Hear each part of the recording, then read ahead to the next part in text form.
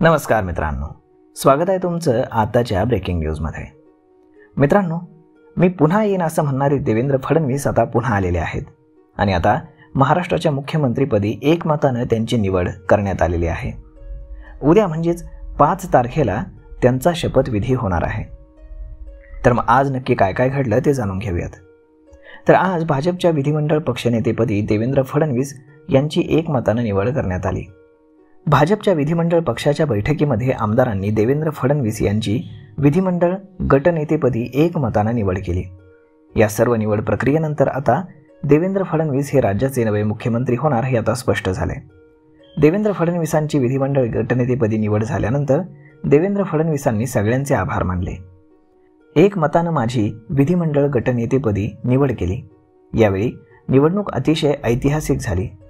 एक है तो सेफ है या निवडणुकीच्या निकालानंतर स्पष्ट झाले, तर मोदी है तो मुमकिन है हे लोकसभेच्या निकालानंतर स्पष्ट झालं असं देवेंद्र फडणवीस म्हणाले।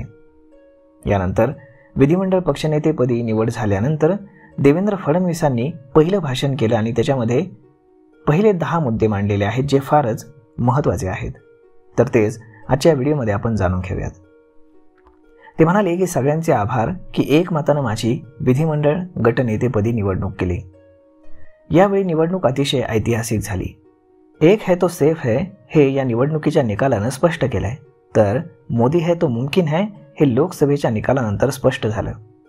महाराष्ट्राच्या जनतेने जे बहुमत दिलंय त्याकरता मी जनतेला साष्टांग दंडवत घालतो।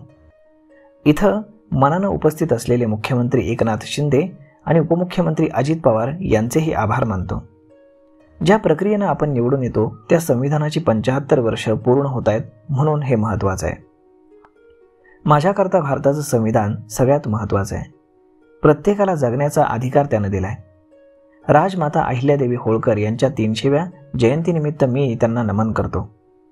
भगवान बिरसा मुंडा यांच्या 150व्या जयंतीनिमित्त त्यांना वंदन करतो। आपल्या सगळ्यांचे लाडके श्रद्धेय अटल बिहारी वाजपेयी यांना नमन करतो।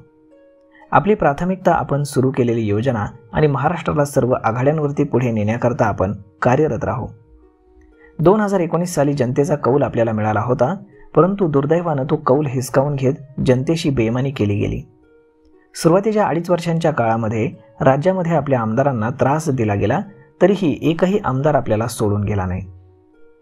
माननीय मोदीजींचे मी आभार मानतो की त्यांनी माझ्यासारख्या सामान्य कार्यकर्त्याला 3ऱ्यांदा मुख्यमंत्रीपदी बसण्याची संधी दिली। आपल्याला कोणीतरी मोठं करावं म्हणून आपण राजकारणात आलेलो नाही। लार्जर इंटरेस्टमध्ये आपण एकत्र काम करू। कधीतरी काही गोष्टी आपल्या मनाप्रमाणे होतात, काही मनाविरुद्ध होतात, तरी लार्जर इंटरेस्टमध्ये आपण सगळ्यांशी जुळवून घेऊ।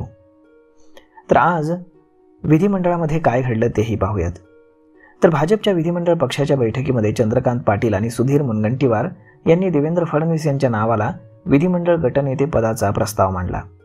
या प्रस्तावाला पंकजा मुंडे यांनी अनुमोदन दिलं आणि चंद्रकांत पाटील आणि सुधीर मुनगंटीवार यांनी देवेंद्र फडणवीस यांच्या नावाच्या प्रस्तावाला प्रवीण दरेकर आणि पंकजा मुंडे यांच्यासह सर्वांनी अनुमोदन दिलं। यानंतर केंद्रीय निरीक्षक म्हणून महाराष्ट्रामध्ये आलेले विजय रुपानी यांनी देवेंद्र फडणवीस यांची विधिमंडळ गटनेतेपदी निवड झाल्याचं जाहीर केलं।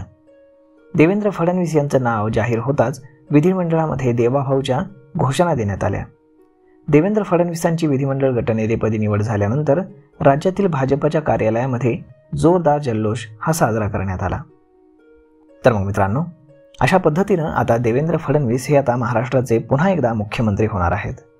यावरती आपलं मत काय हे तुम्ही आम्हाला कमेंट करून नक्कीच सांगा।